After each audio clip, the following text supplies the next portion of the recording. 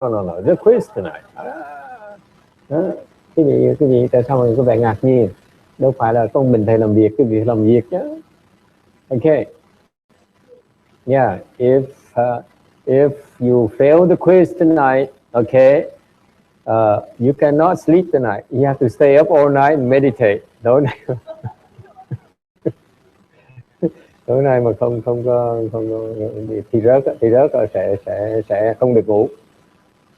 Okay, I know all the people. Okay, including that Joseph who was here last night too. All right. All right. Last night we talked about worldly wisdom versus transcendental wisdom.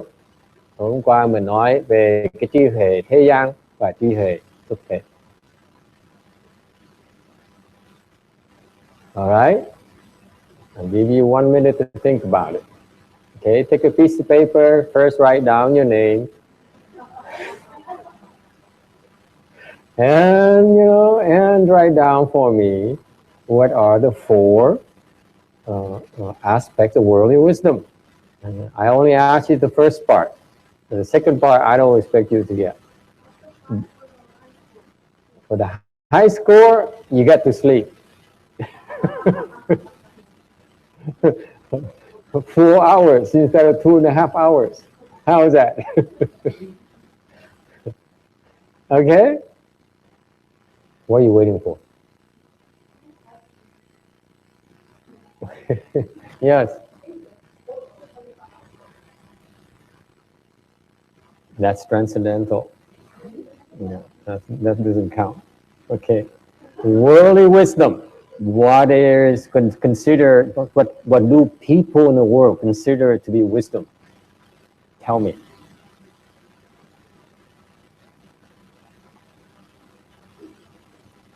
What do they call wisdom? Number 1, number 2, number 3, number 4. What are 4 things the world of people consider to be wisdom? Number 1. What's number? That's number 3. Okay, that's correct. Number 3. Okay, I make sure I use the right finger.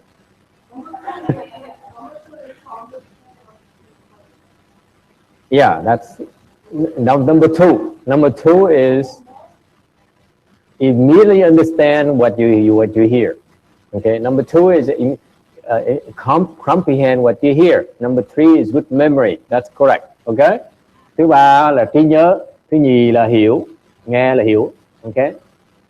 Immediately understand. What's number 1? Yes.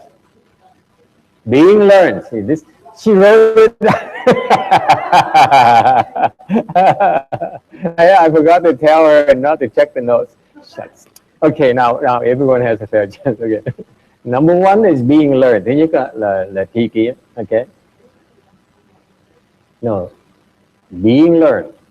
Yes, being learned. What's number 4? Number 4. Come on. No, don't look at your notes now. What's number 4?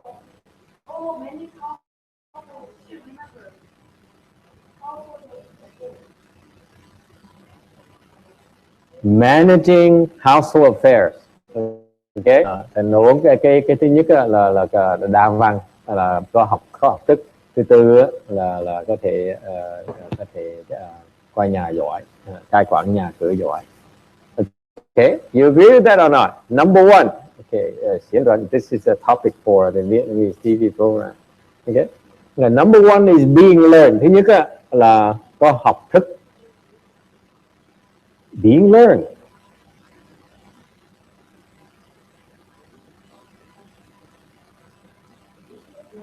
For us Asian, it's clear, but for these American-born people, being learned. Yes. Có học thức nghĩa là sao? What does it mean?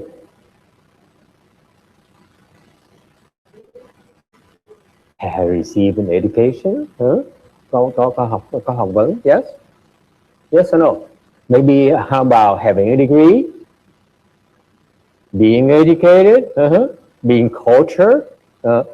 Mình có học thức, mình có bằng cấp, mình có cái văn hóa, cái văn minh. Yes? Agree, disagree? That is desired, isn't it? It's considered being wise, right? Part of being wise is yeah, learn. Okay? So that is why a lot of people, like the parents and people emphasize education. Yes? Vì vậy cái người thế gian mới chú trọng cái giáo dục. Yes or no? In particular, degrees, nhất là bằng cấp. Agree? Đúng không? That's desirable. Thank you. Okay? So that's why a lot of monks and nuns nowadays go for bachelor's, master's, and PhD's degrees. Thành ra bây giờ như mấy thầy mấy cô cũng theo như vậy mà đi học bằng cấp. And they flash it. They said, it flashes that I have a master's degree from so and so. I have a PhD from Wisconsin. Đó là tôi có bằng cao học, có bằng tiến sĩ của trường đại học Wisconsin nổi tiếng nhất về cái Phật giáo, học cái giáo lý Phật giáo là giỏi nhất, nổi tiếng nhất trên thế giới này là Wisconsin. Okay. And they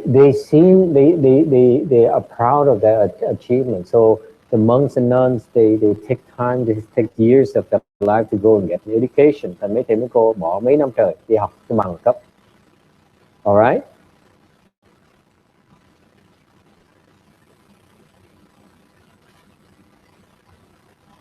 And what is the opposite? For transcendental wisdom, what is the opposite of that? Và ngược lại, cái trí huệ mà xuất thế là sao? What is transcendental wisdom? The opposite of that, the counterpart of that. Yes. The first one, not the fourth. What's the counterpart? Quickly. Okay, Kim, do not say anything. Helping others. Ngược lại cái trí huệ xuất thế là thay vì liên bằng cấp để giúp người khác. Helping others. Why? Tại sao như vậy?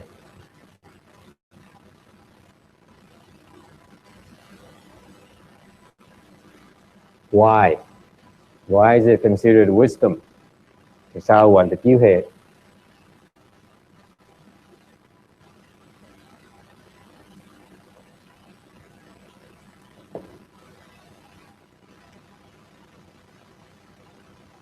Yeah.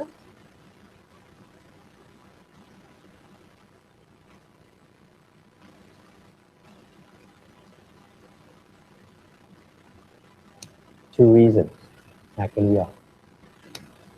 Knowledge, recognition inflates the ego. Và hai lý do. Lý do thứ nhất là cái tri thức, cái tri kiến nó khiến cái bản ngã nó lớn. Agree, disagree. The more knowledgeable you are, the more high degree you have, the bigger the ego. Khi càng biết càng nhiều, có cái tri kiến càng nhiều, tri thức càng nhiều, thì cái bản ngã nó lớn hơn. Okay. Helping others reduces that. Giúp người khác nó bớt cái bản ngã. If you help others, you naturally need to diminish your ego. Khi cái gì muốn giúp người khác thì vì sẽ bớt cái bản ngã. Why is that? Yes.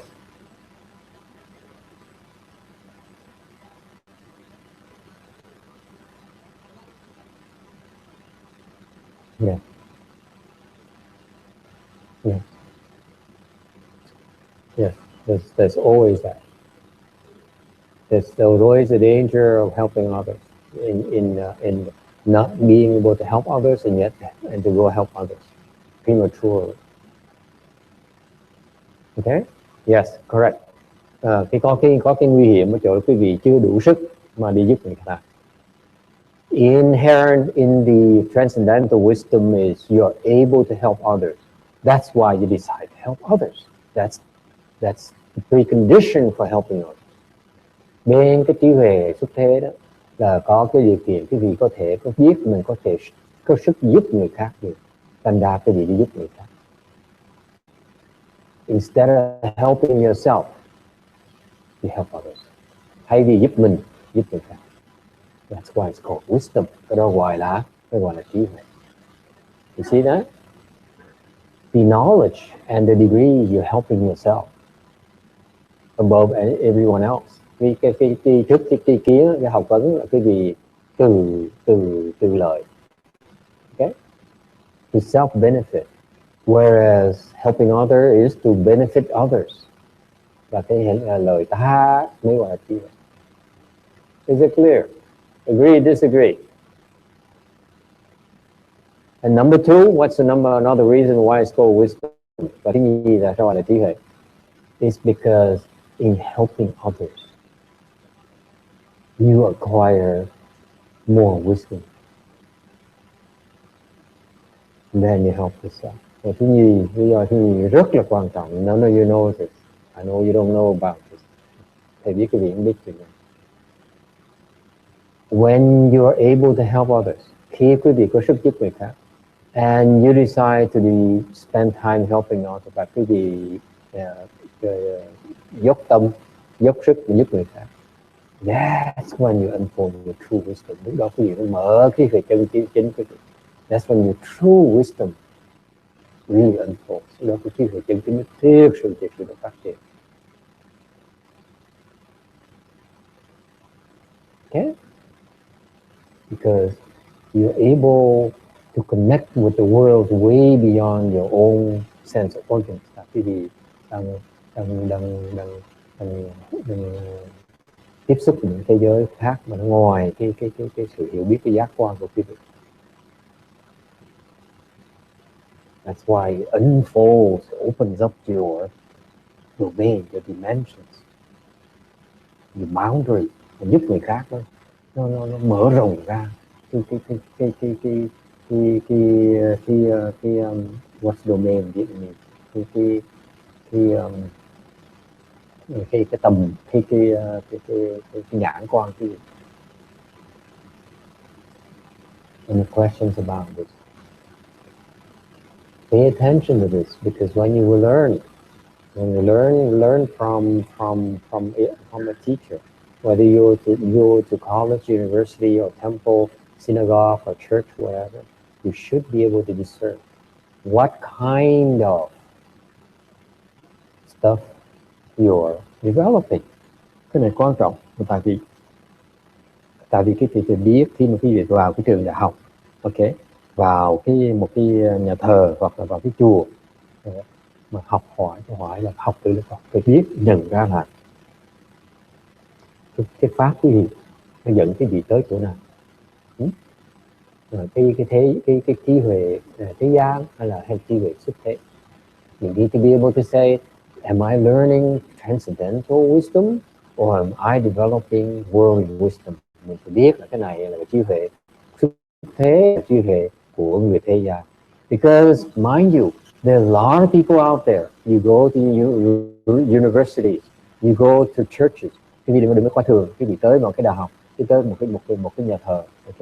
You may be learning transcendental wisdom. Quý vị có thể học được cái pháp xuất thế. Maybe at the university, như khi tới cái trường đại học đó. Why is that?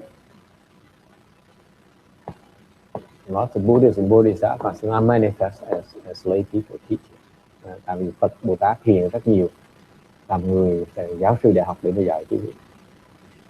Lots of professors, lots of teachers, lots of elementary school teachers, lots of housewives, lots of baristas. Okay, all these people, they're able to teach you about transcendental wisdom. Cái điểm thầy tưởng tượng có thể dạy cái gì, những cái trí huệ xuất thế. Yeah? That's why they have these characteristics. Có những cái đặc tính rất là đặc biệt. Okay. Either the worldly wisdom is that they say you are great. That's acquire wisdom. That's acquire knowledge. That's acquire understanding. Whereas the other guy says, okay, that's help others. Okay. So your teacher says, your teacher's objective is it to help himself or herself, or is it to help others? Ultimately. Quý vị thấy được là cái trí huệ người thầy quý vị là họ từ từ tư lợi, là họ cái khuynh hướng họ là tha hệ. Okay. Number 2, worldly wisdom is to have quick wits, quick understanding. Cái thế gian pháp là thông minh, hiểu mau. Right? Quick to understand. Yeah, I got it. Okay, I understand. Okay, mình hiểu ngay lập tức. And transcendental wisdom is number 2.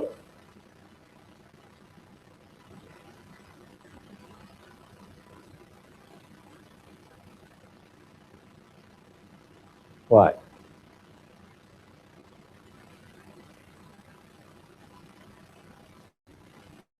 What?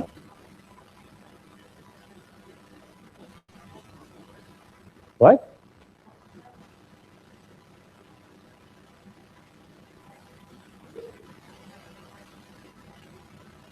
What's master your mind? Là có tự chủ cái óc của mình. What does it mean, master your mind? I told you not to say anything.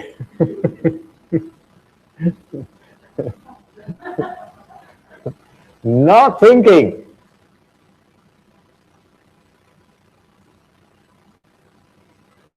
The true self-mastery is to be able not to think. Cái tự chủ chân chính là mình có thể không có suy nghĩ được.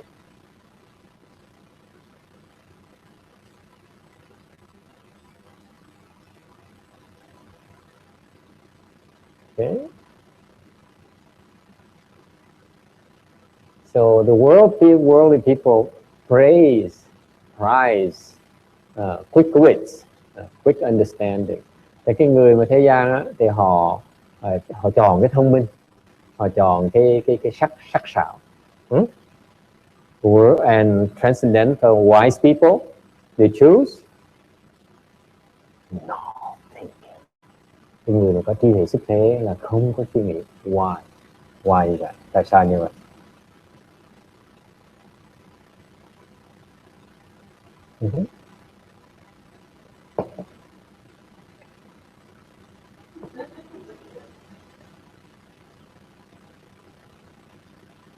Why?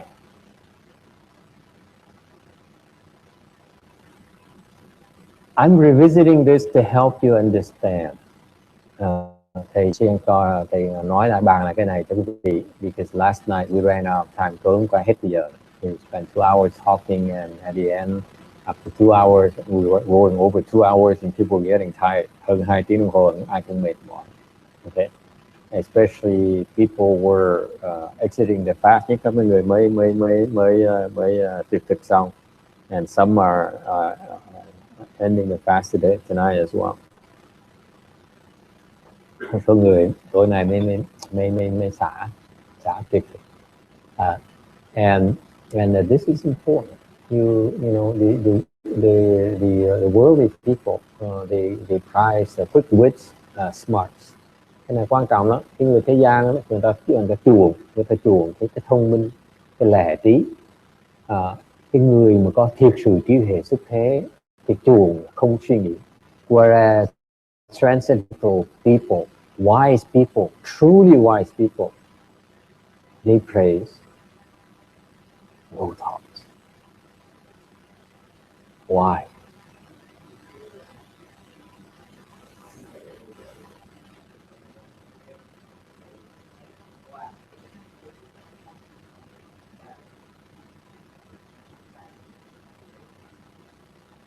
Thì hiện trì thầy nói là cái ý là vẫn còn được thức, nó còn hạn chế, nó còn chậm. Còn mà cái trí đó là cái không suy nghĩ đó, là cái trí huệ đó thì nó lẹ hơn và nó rộng. Anyone else? Yes.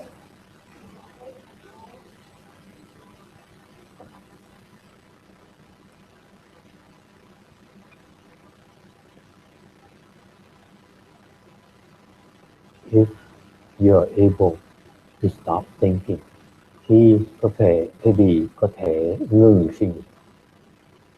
You know what happens? Quý vị chuyện gì xảy ra không? When your mind is blank, it's not thinking. Quý vị đừng ngồi như vậy mà không có suy nghĩ. Okay? When someone says something, explain something to you, người ta đang nói giảng cho quý vị nghe. Okay? Guess what happens? Yeah.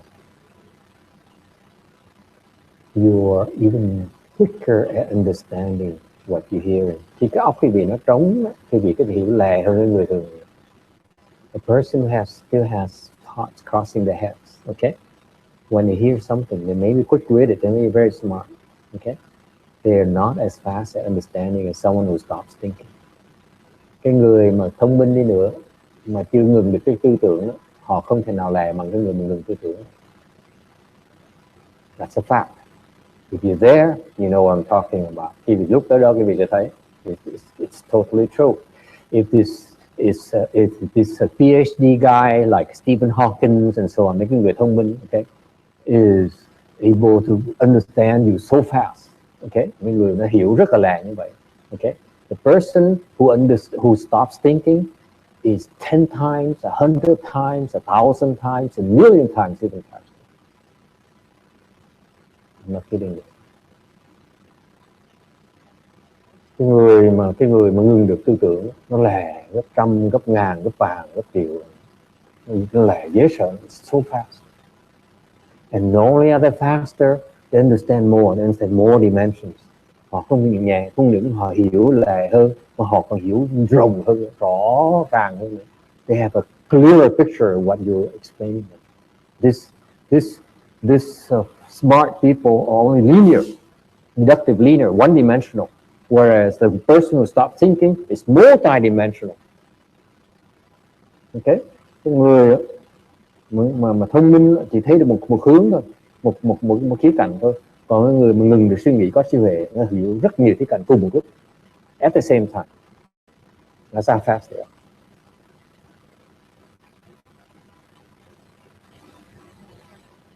Questions?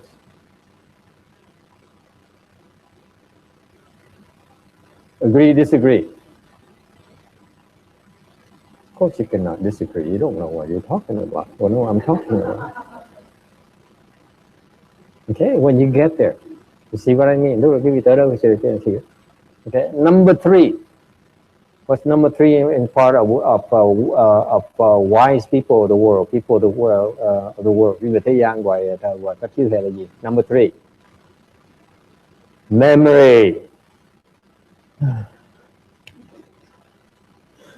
Trí nhớ, okay. And transcendental wisdom is xuất thế thì sao? Who knows? Yes.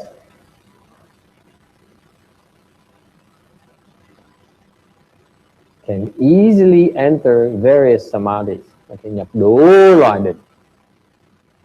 Various samadhis. You can easily enter various samadhis. Rất dễ nhập những lời mình khác nhau. Okay? Why? Tại sao như vậy?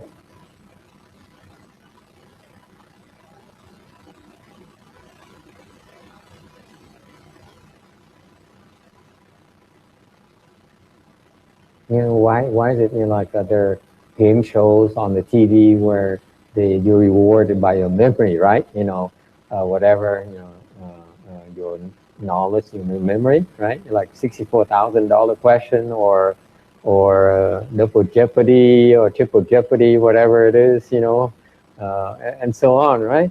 The people prize memory. Thế gian, người thế gian rất là chuộng cái trí nhớ. Okay. And people are so impressed by good memory. Người ta rất thích những người chuộng có trí nhớ, người gọi là người có trí nhớ là người thông minh, right? They say, oh, you're so, you have such great memories. You're so wise, you're so smart, you know, and so on. But for transcendental wisdom, the prize being able to enter samadhi. Okay, because I don't know either.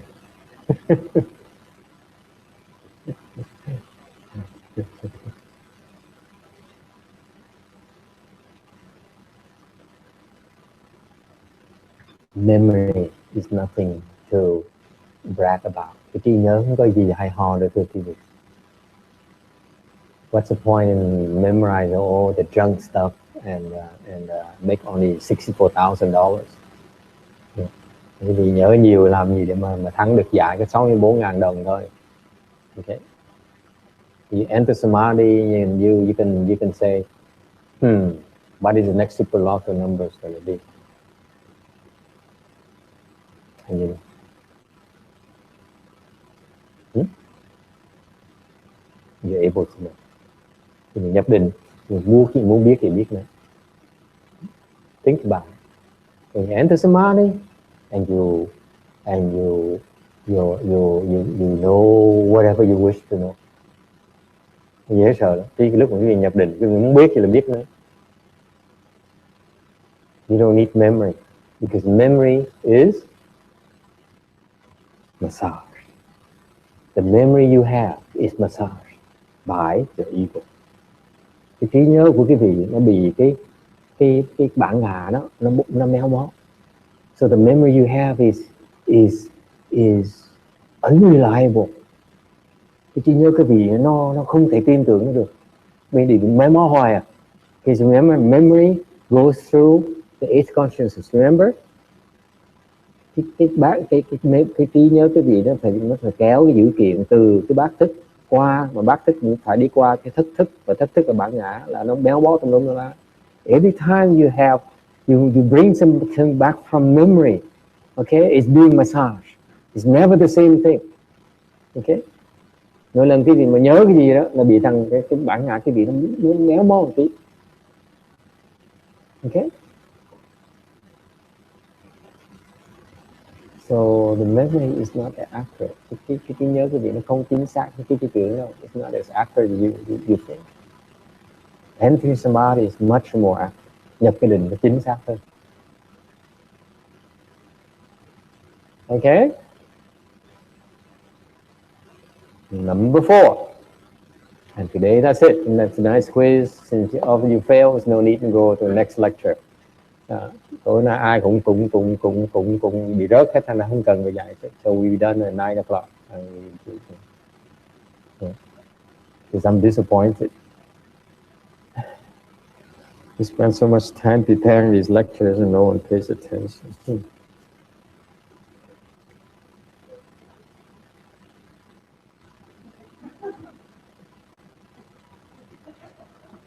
True.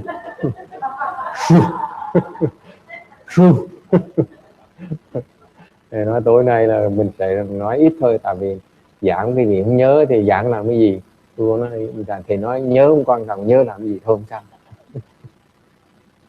And number 4, okay, to manage your household with expertly, adeptly, okay, is prized by the worldly people. Cái thứ 3, người thế gian người ta gọi là cái trí huệ là biết tề gia. Why is it desirable, you think, to be able to manage the household affairs expertly or adeptly? Why is that?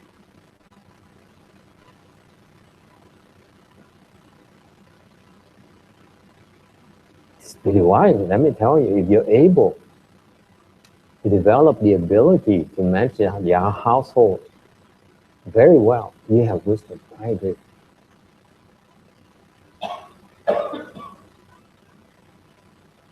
Why is that?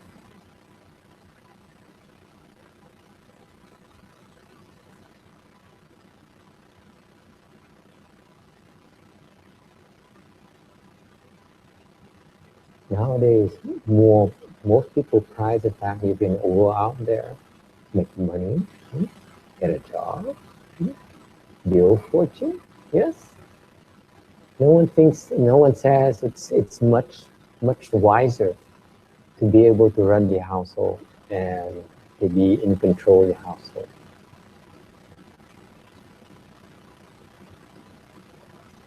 Because your household is your base. You cannot ignore your base and go out there and neglect your own base, your own headquarters.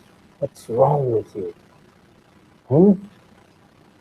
You're crazy. You think you can go out there, make a living, earn a living, make a fortune, build companies and build monuments, and neglect your household. Your life will be a mess. Agree or disagree? Thì mình nghĩ lại cho khoai. Có người bây giờ cái chuồng là cái gì ra ngoài làm việc, làm được nhiều tiền, xây cất này nọ, lâu đài này nọ, đào tháp, xây dựng xây cầu xây cống, làm được nhiều tiền nổi tiếng nọ, mà không ai nói là mình phải coi chú trọng cái việc nhà cửa. Tại sao quý vị mà không có biết có cái khả năng mà lo cho việc ở nhà cái gì thì cuộc đời cái gì là không thể nào biết hạnh phúc được cái gì. Chắc chắn những người như vậy không có sức khỏe. I assure you, such people who neglect their household affairs, their health, they are not healthy at all. They are a mess. Physically, mentally, emotionally, and spiritually. Những cái hạng người mà chạy ra ngoài cửa và lo chuyện ngoài đường thôi là hạng người nó không có sức khỏe về cái thân thể này, về cái tình cảm, về cái trí óc và về cái tinh thần nữa. Nó dễ sợ như vậy. You're neglecting your health, your own health. You're neglecting your own base. Cái gì bỏ bê cái căn bản nhất của cái gì, cuộc đời cái gì.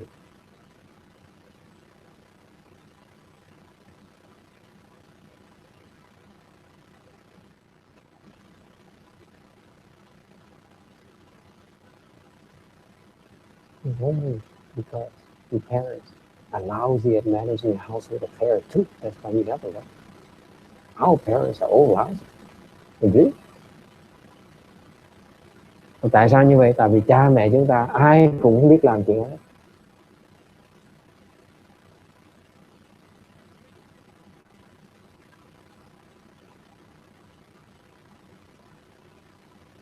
And I assure you, if I'm an employer, đối với thầy là ông chủ hãng. If I interview people and I'm able to ask questions about the household, I will choose a person who knows how to run a household and a healthy home life. Because that person will last a lot longer, will be a lot more productive, a lot more balanced. Cái người mà biết có một cuộc sống ở gia đình mà nó lành mạnh, nó bình thường, nó lành mạnh, nó thăng bằng, người đó làm việc rất là thăng bằng, lâu dài. Will last a lot longer, a lot more productive.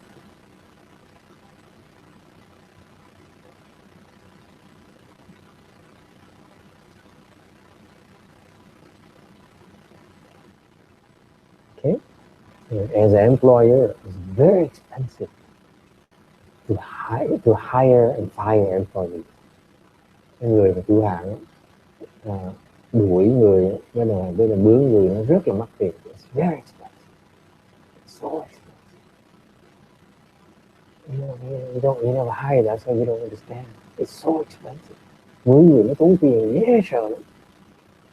Đuổi người tốn tiền dễ sợ lắm. Fire someone is so expensive.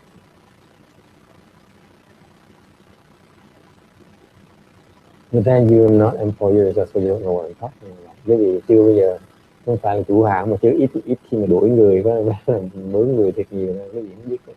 So expensive, so disruptive.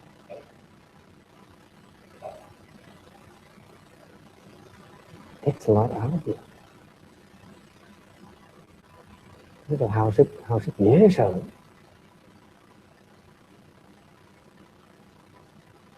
Okay? Anyway, so they prize worldly people. I have to agree with that. You think that they would say that you are an achiever, you can build the Eiffel Tower, you can build, you are a great architect or something. But no, they said you should be expert at running your household affairs. That's wisdom.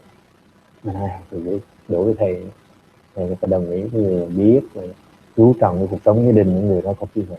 The people who do not neglect their family, their household affairs have wisdom.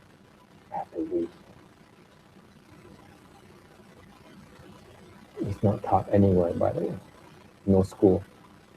There's it. Yes? Agree, disagree?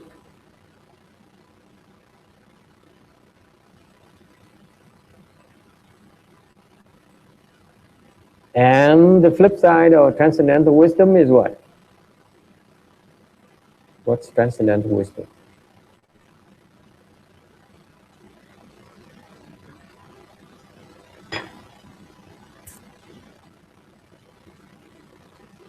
What is it?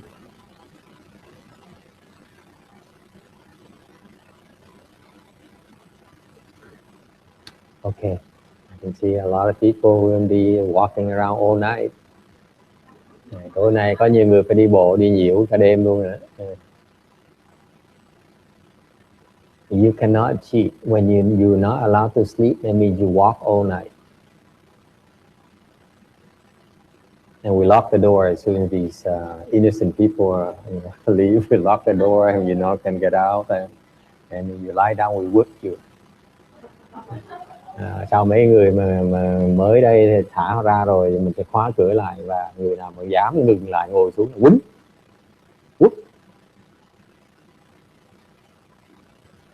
What's transcendental wisdom? Yes. No outflows. Không có lậu. That is transcendental wisdom. That's truly transcendental wisdom. Vô lậu. Yes? What's outflows? Why is it no outflows called transcendental wisdom?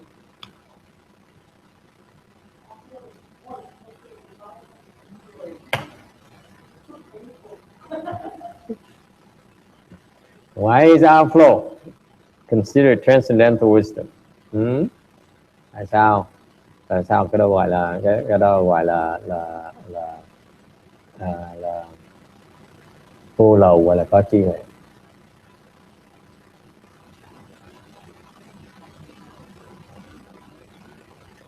Why?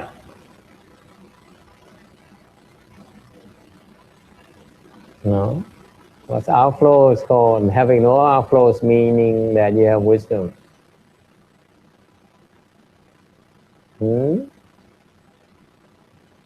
Why?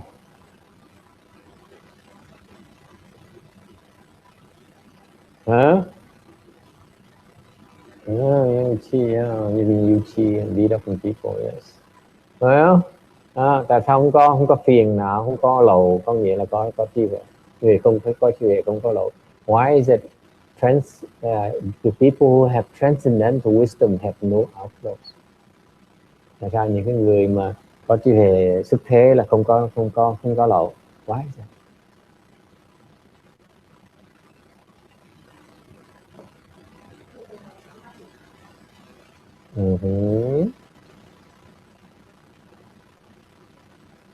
No afflictions, yes. Không có phiền não, yes. Why is it wisdom? Why is it if you're not afflicted you have wisdom? Tại sao gọi là cái vị không phiền não gọi là có trí huệ? Come on. Why? Tại sao vậy? Cái người mà có phiền não là không có trí huệ. In other words, if you're afflicted, you have no wisdom whatsoever. Cái vị đang phiền não là không có trí huệ. Yes? Why?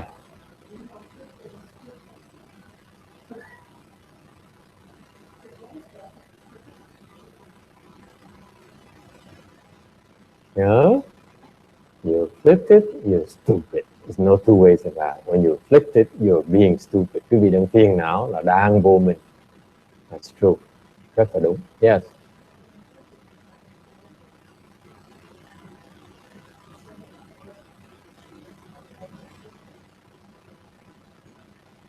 Correct.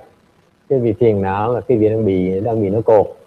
If you're afflicted, that means that you're tied to worldly things. You cannot let go. You're attached to worldly things. Cái vị phiền não là cái vì cái vị còn chấp trước về những cái chuyện thế sự. You're still attached to your family, vẫn chấp vào cái gia đình mình. You're still attached to your money. Cái vị đang chấp trước về cái tiền của cải của cái vị. You're still attached to your drinking and eating, đang chấp trước cái ăn uống. Okay? You're still attached to this world. Còn chấp về cái thế giới này. You cannot transcend it. Quý vị không thể nào thoát ra được. Okay? Còn chấp như vậy là rất là khó mà đi, không mà thoát qua Tây Phương Cực Lạc. Those of you who wish to go for rebirth to the Western Bliss Field Land, if you that attached to worldly things, it's very difficult to go for rebirth, to attain rebirth. Thì những người mà muốn vãng sanh đó mà còn chấp trước như vậy rất khó. Cứ niệm Phật đi mà còn chấp trước như vậy không thể mà vãng sanh nữa đâu. A lot of people they so superstitious. They say you recite the Buddha's name, and so what? You know, I still go and do my worldly pursuits. Okay, I recite the Buddha's name 10 times a day. Tôi niệm Phật 10 lần một ngày thôi. Còn cái phần còn lại tôi lo chuyện thế sự. Okay, rồi tưởng như là như vậy là đủ để mà đi vãng sanh. Not possible. Agree or disagree?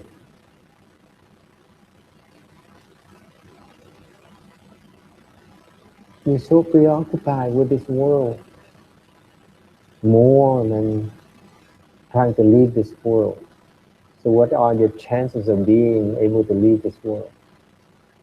Cái gì đang còn đam mê thế giới như vậy, lúc chết làm sao mà có thể bỏ đam mê đó kịp được?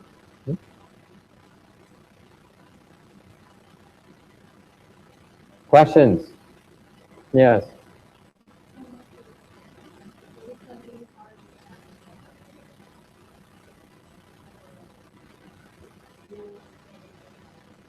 Meditation. The more you improve your meditation skill, the more kung fu you have, okay, the less attached you are. Khi vì thiền, công phu càng ngày càng lên, thì càng ngày càng bớt chấp trước. Agree, disagree?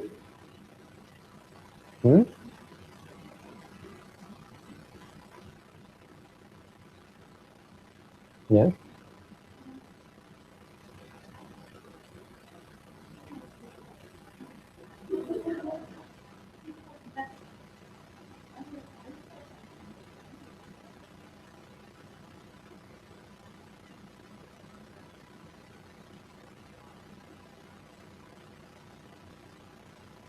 Each level of samadhi reduces a certain level of attachment, certain types of attachment.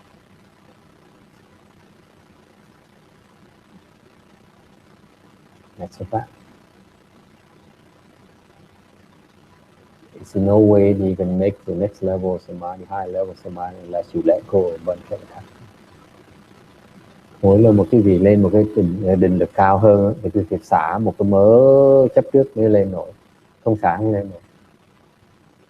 There's no way for you to improve unless you let go. It's just like that balloon, giống như cái kinh khí cầu vậy đó. It's attached to all these anchors. Okay? For you to lift the next level, you have to drop these anchors, certain types of anchors. Muốn cái kinh khí cầu quý vị nó băng lên, nó bay lên cao hơn nữa thì phải chặt mấy cái dây mình mà chặn nó lại. Right? You have to sever the ropes that ties it down right now. Okay?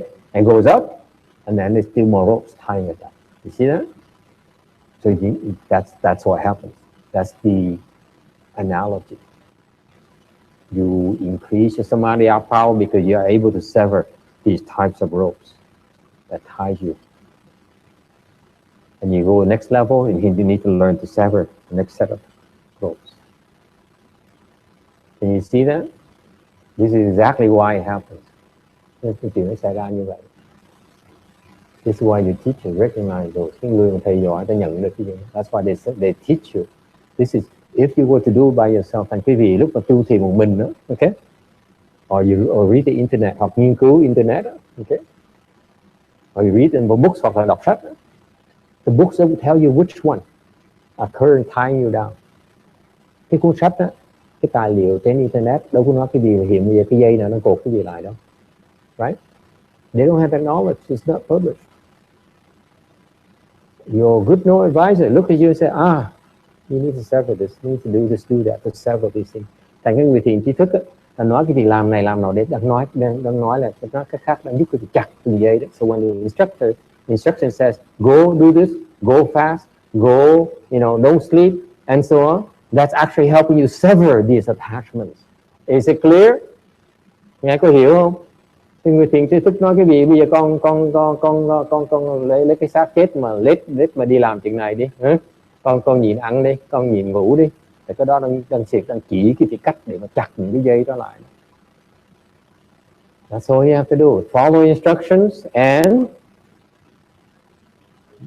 take off. Okay? So for example, instruction says do not rest. Thầy như nói đừng có nghỉ, đừng có ngủ. And as soon as you meditate a little bit, you're tired.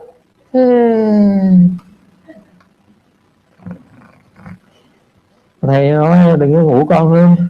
Mà con nói thầy ơi, con để con ngủ đi thầy.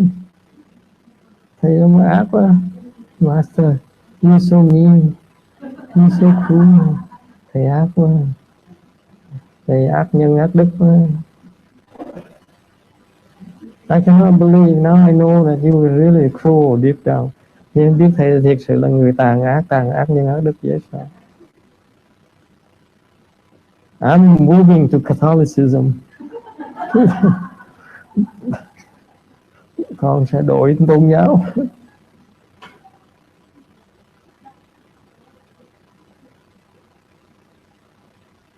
And I cannot believe how cruel you are. You're so mean to me. And I'm switching to Catholicism.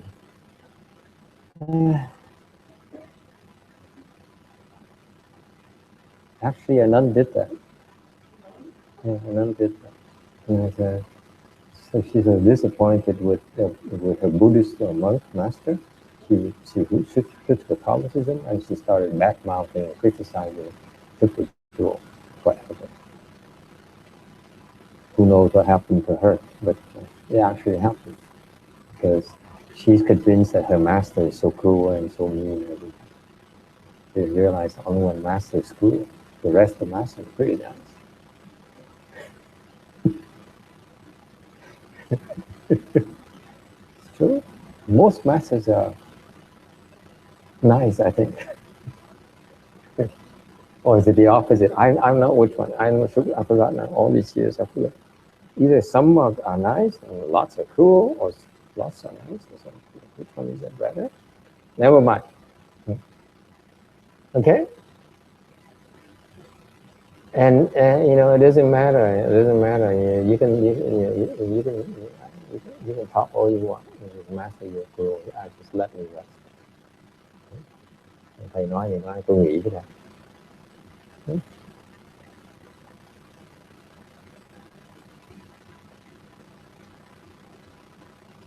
Question. Yeah.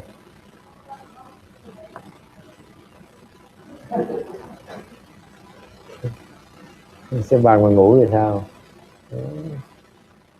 That helps.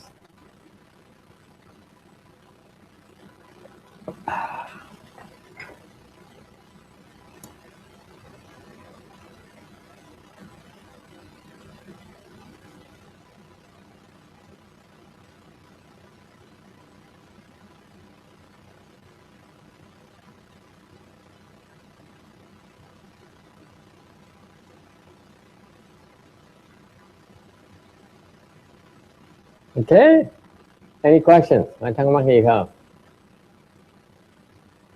So, having no affliction is to have transcendental wisdom. Thành không có cái phiền não mới gọi là có trí huệ.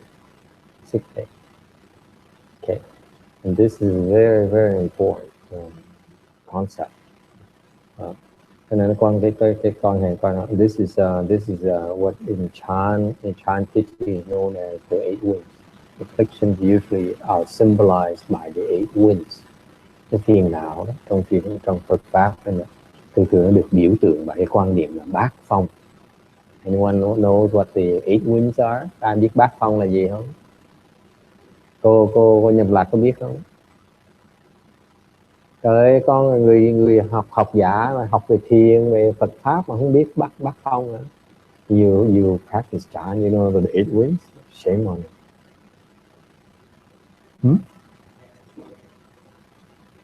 Okay, and that story of the eight winds is Su Đông Po and Phổ Yên. Đó là cái câu chuyện giữa ngài Tô Đông Pha với là ngài Phật Ấn. That's a very famous story. If you not practice Chan, you got to know this story. Khi mà học thiền cái việc viết cái chuyện bát phong này. Since you don't know this, you most of you know about Su Đông Po and Phổ Yên. Đại đa số quý vị đều nghe Tô Đông Pha với Phật Ấn. Su Đông Po is a very famous poet.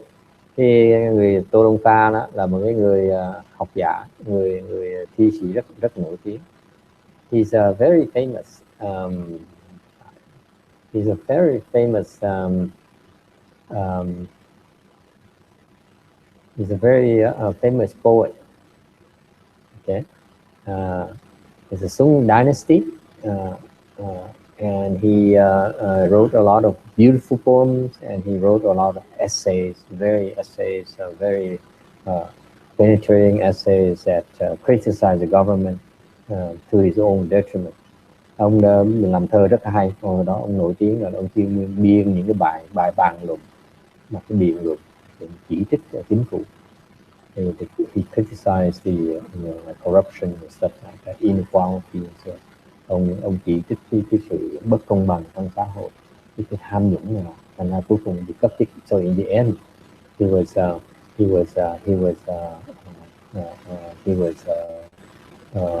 pursued. He was demoted by the king, by the emperor. Sau bị hoàng đế Ý. But his story is that he loved to meditate. Cái chuyện ông là ông rất là thích thiền. Maybe it's how he got so much inspiration to expose his essays. Chắc nhờ thiền ông có cái sự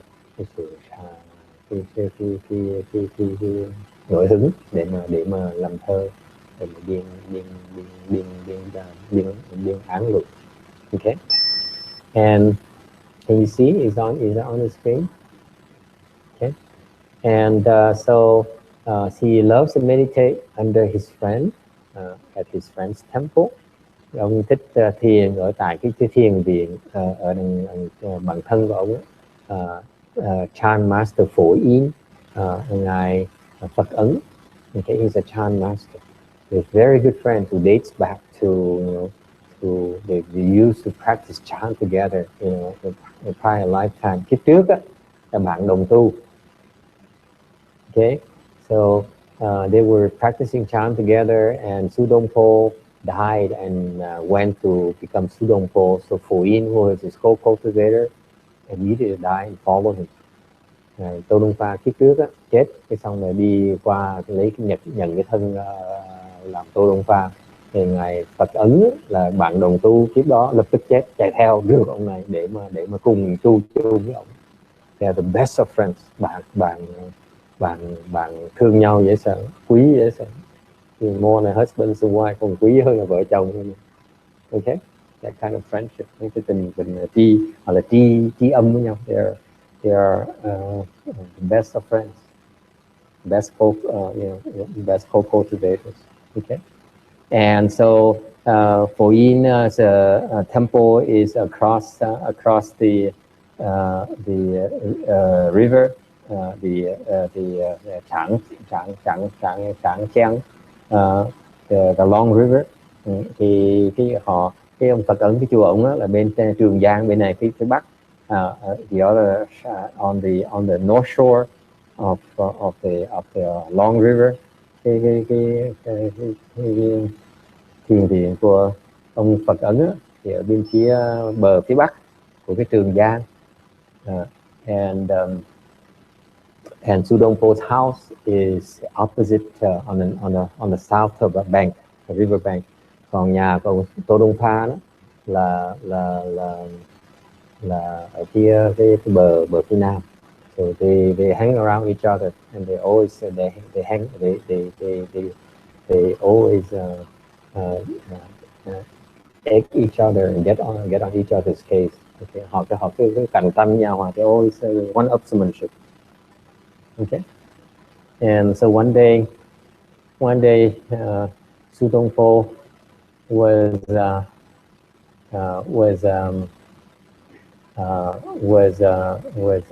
meditating. I use this version here. There's a very slight variation, different version, but Su Đông Po was meditating. Bữa kia ngài Tô Đông Pha đang thiền, and he entered samadhi, nhập được định, and he had this vision, thấy được cái cảnh giới. Okay. When you enter samadhi, you connect to different abilities. You see a lot of things. Nhập định có thể thấy được những cái cảnh. And he saw something wonderful, so he wrote a poem. Thì ngài ghi một cái bài thơ. He says that I bow my head to the God among the gods. Tôi cúi đầu đảnh lễ Đức Phật. God among the gods means Buddha. He saw the Buddha. He has his vision of the Buddha. Thấy được cái hình của ngài Đức Phật. Okay. And he asked Cảnh, and she says he has images of Kuan Yin herself. Cô Cảnh, cô thấy Quan Thế Âm Bồ Tát. So he sees ông này cũng thấy Đức Phật, cũng mừng dễ sợ. He think it's such a big deal. Ông thấy Phật, ông tưởng là cái này ngon lành dễ sợ, phải không Cảnh?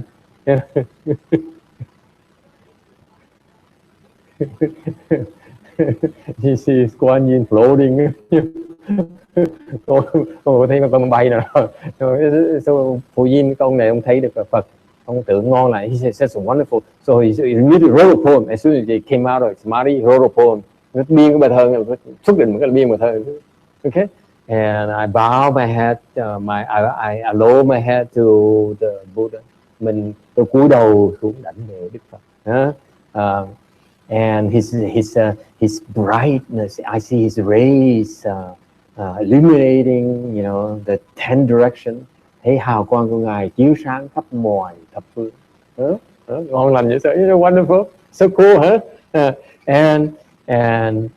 And the 8 winds cannot move me. Và cái bát phong không thổi, không có làm khiến tôi nhúc nhích được. Okay.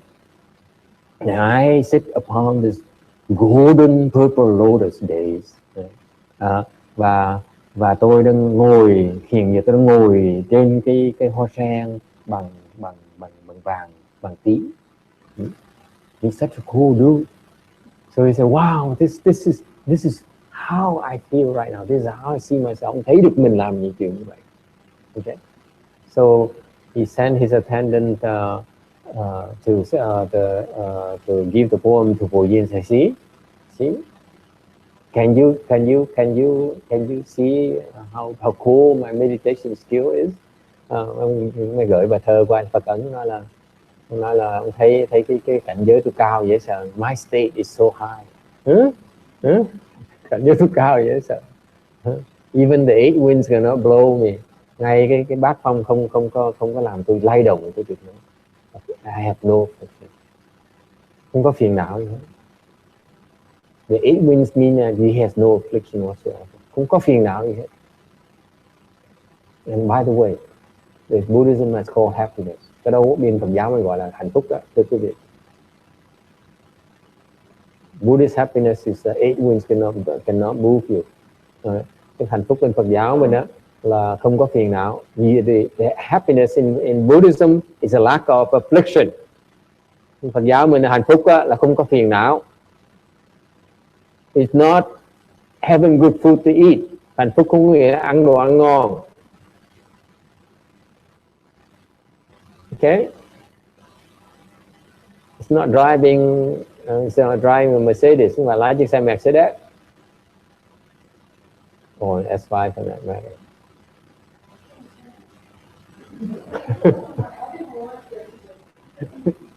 Okay, okay. Happiness in Buddhism is no affliction. Cái hạnh phúc của Phật giáo mình là không có phiền não.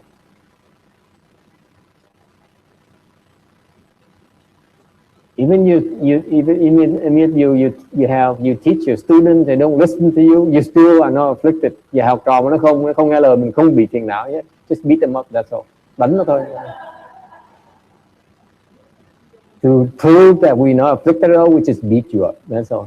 Mình chứng tỏ mình không phiền não, đánh nó cho all you know, I give you all my afflictions. Okay.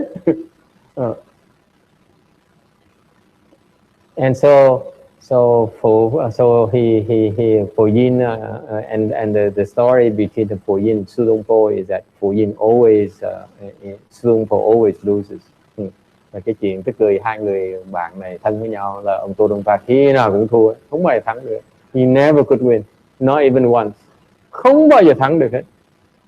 He never stops trying, và không bao giờ chịu thua. Dễ sợ không? That is Chan right there. Đó là cái tinh thần thiền, thưa quý vị.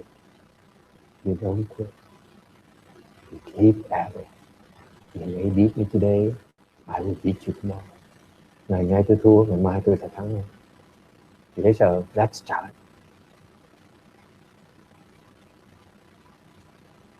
Chứ ai giảng con chuyện này nhập lạc nữa. Tôn Pha là biểu tượng cho thiền, tinh thần của thiền không bao giờ chỉ bỏ cuộc. The spirit of Chan is that you don't quit. Không thua, you may lose, but you don't quit. You thua thôi. We can't take the pain anymore. I quit right now. I'll be back. Okay, I'll be back. Cái chân đâu chịu nổi, cái duỗi ra như đều thôi sẽ làm tiếp. Không có bỏ cuộc đâu, ai đâu chịu có.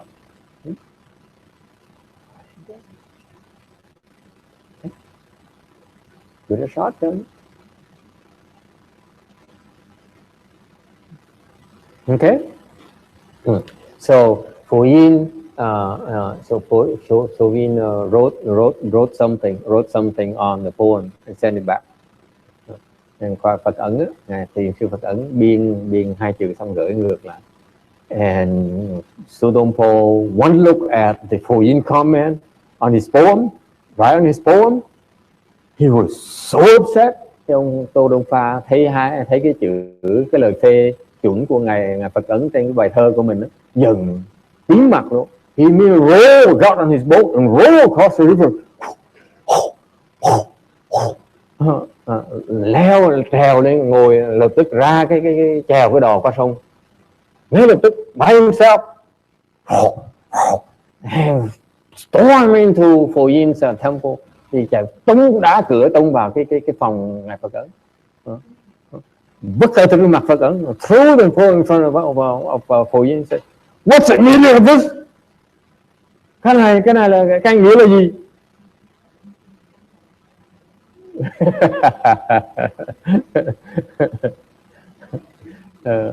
And so Phổ Yin simply said, Phật ấn mới từ nhỏ nhẹ nói, Bát phong bất động ha. He says the eight winds cannot blow, cannot move you, huh? But the part brought you all the way across the river. Cái bát phong bất động, những điều địt là nó thổi ông qua cái dòng sông luôn nữa.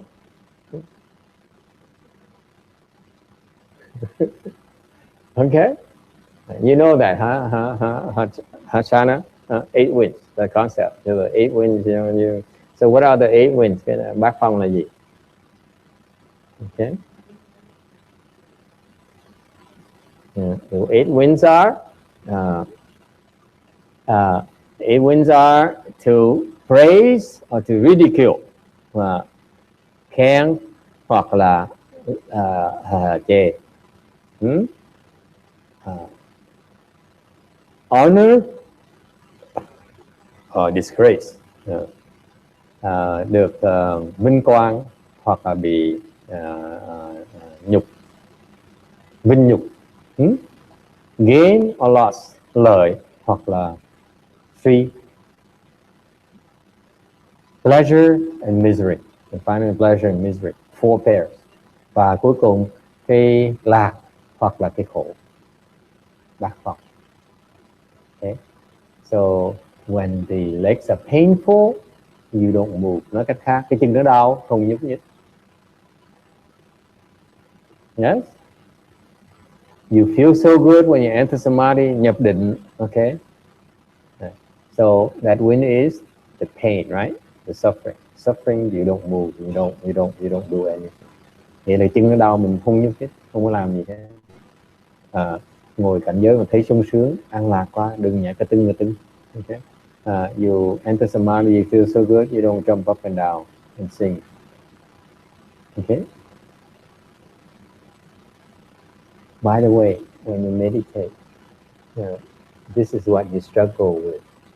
These 8 winds will come and disrupt your chant practice. Cái việc viết cái bát phong này là cái rất thông thường khi cái vị tu thiền, cái bát phong sẽ tới, nó náo động cái việc khiến cái việc thiền and disrupt you from your chant practice. Memorize these 8 winds. Thuộc lòng 8 cái phong, bát phong này. Là cái gì ngồi thiền sẽ bị cái là nó thổi. When you meditate, these 8 winds will blow at you and will move you out of your seat, your sit. Cái bát phong nó thổi một cái gì văng lên là cái.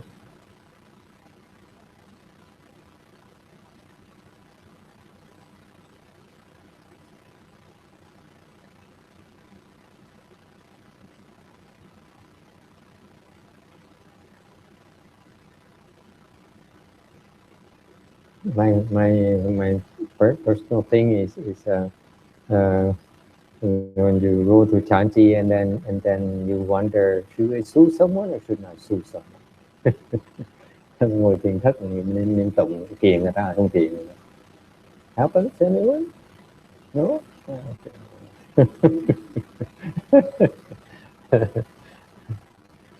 Cái bát phong này kinh hoàng. These 8 winds are very, very, very difficult to deal with. Cái bát phong nó rất là khó mà đối phó.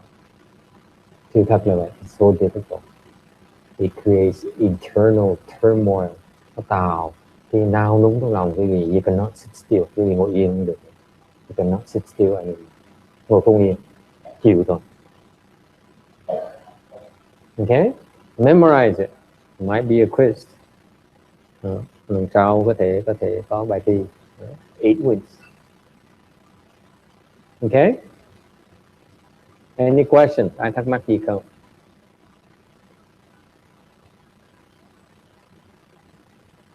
That's it for tonight. You know, we're gonna finish on time. Hôm nay mình làm xong đúng giờ. Unless you have any questions, trừ khi quý vị có một cái thắc mắc gì không. And Su Dong Po and Po Yin, their stories are wonderful. Cái chuyện xảy ra giữa ngài Tô Đông Pha với ngài Phật Ấn rất hay. I will tell you more of the interchanges that's very rich in the chant teachings. Cái chuyện, mấy câu chuyện giữa Phật Ấn với Tô Đông Pha rất là hay. Tại nó có diễn đạt những cái đề mục thiền rất là hay. They're very important chant concept. Okay. And contained in these wonderful funny stories. Trong câu chuyện vẽ câu hài thì ra ý nghĩa rất là thâm sâu. Okay. Questions? Anh thắc mắc gì không? Okay. So if you talk about wisdom, is that you're not afflicted. You know, if you're really not afflicted, the 8 winds cannot move you. And cuối cùng, nếu quý vị mà không có phiền não, có nghĩa là cái bát phong nó thổi, nó không thể nào di động quý vị được. The 8 winds cannot move you. This is what meant. This is a general explanation of having no outflow. Thành nó nói không có lầu, có nghĩa là vậy. Cái bát phong nó thổi quý vị không có di động, không lay động cái gì. Cái người như vậy là người không có lậu. Such people are considered having no outflow.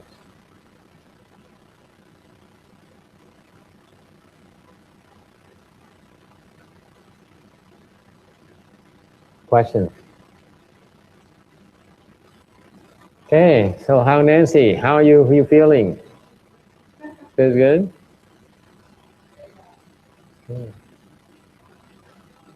Nancy just wrapped up her fast tonight. 6 o'clock, 6:30? 6 o'clock.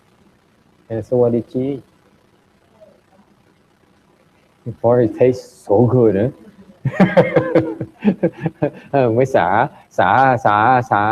nhìn ăn một cái nó ăn cháo nó ngon rồi. And yogurt, wow. Yogurt never tastes so good. White porridge never tastes so good. Cháo trắng không mà nó ngon dễ sợ.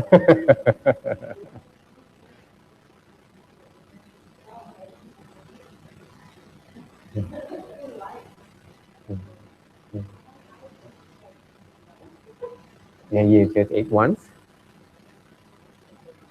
Yeah, good. Then you can eat a little bit, one more meal, and then you back to normal. Eat one more meal tonight. Ăn thêm tí đi. And tomorrow is normal.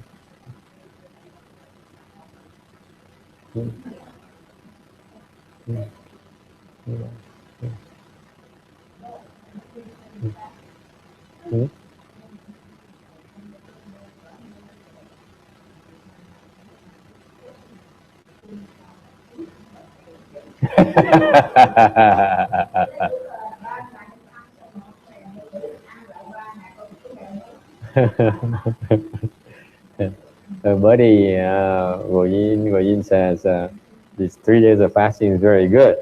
My legs are so fine. My thighs feel so flexible.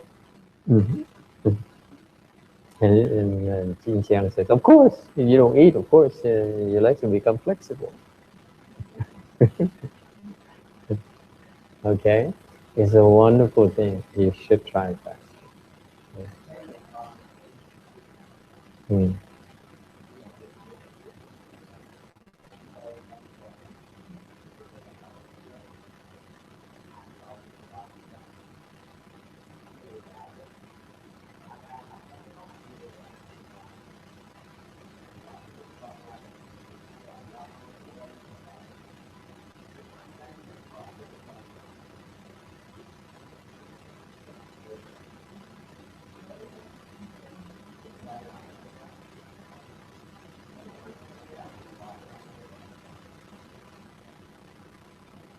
He says that there's a family who crossed the ocean, boat people, and they are similar to Kan's story. They were drifting on the ocean, the Great Sea, the ocean, and have no food to eat for a long time.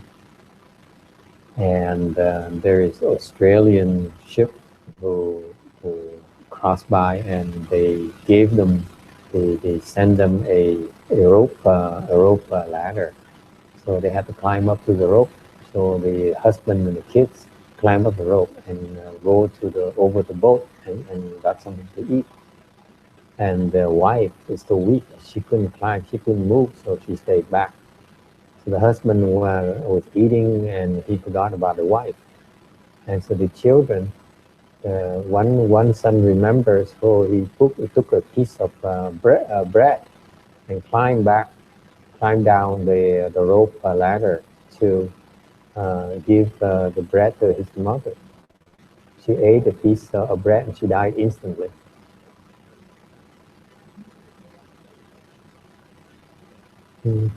Okay. Yeah, that's why they don't do this fasting dharma without supervision. They can make it phát thực mà cẩn thận. There's a way to do it properly so that you don't hurt yourself. Thế thì ta làm đúng thì mới được, để làm bậy có thể nguy hiểm. Okay. Actually, for years, I don't allow my students to fast until this year. Năm nay thì mới cho học tiệt sự.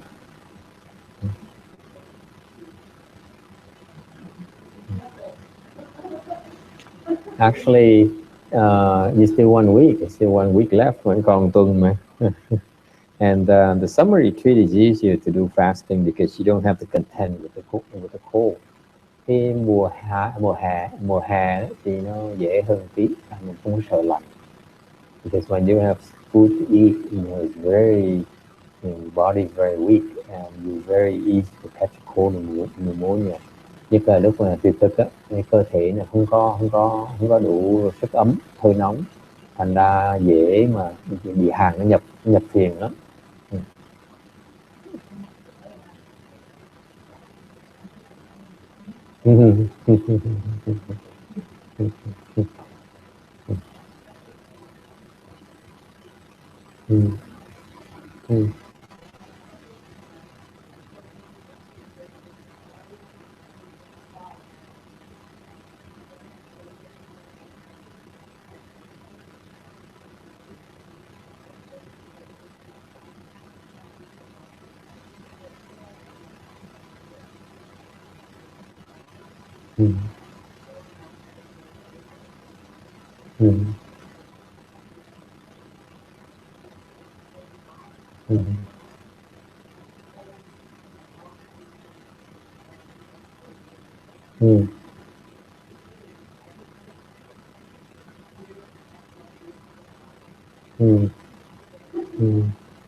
Lỡ mùa nào mà có 3 ngày không ăn là không có sợ chết nữa.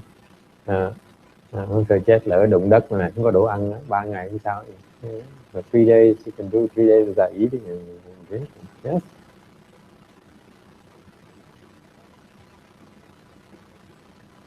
Cảnh says her experience when no food is okay, no water is much more dangerous. Yeah.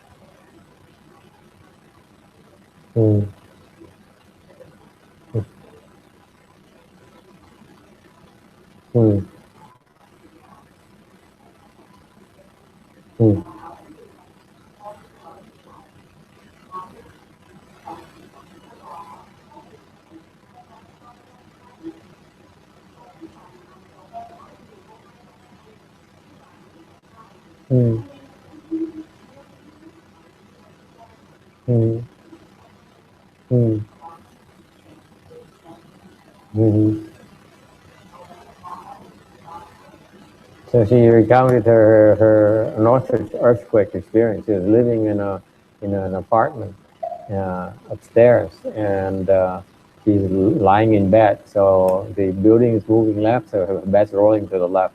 The building now moves to the right, and the bed rolls to the right.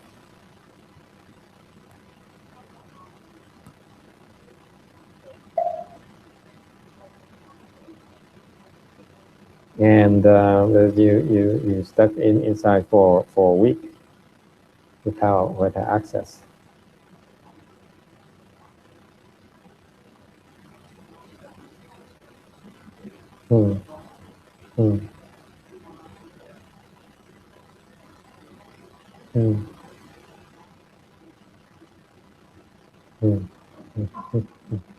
Very scary experience.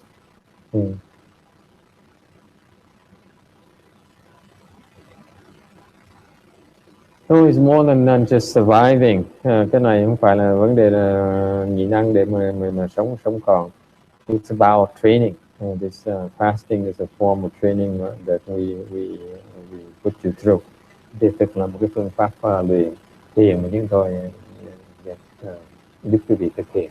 Okay, and there's a reason behind it. Có một cái lý do. Okay.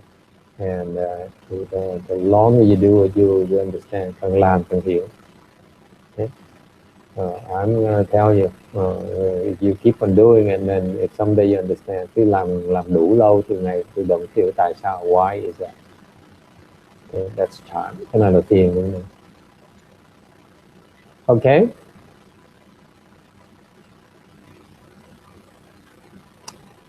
Question, yes. No? Or you rubbing your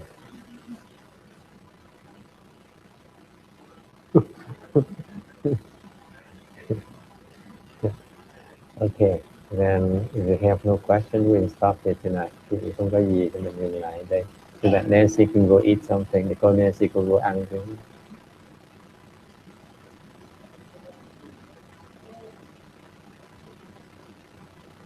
Feels so good, huh? It's not like this. You don't normally feel like this. Nhìn đói xong rồi thấy sung sướng dễ sợ. Yeah, yeah. It happens. Mình this is you choose to fast, it's not you forced to fast. Nên mình tự chọn cái như vậy, mình bị bắt.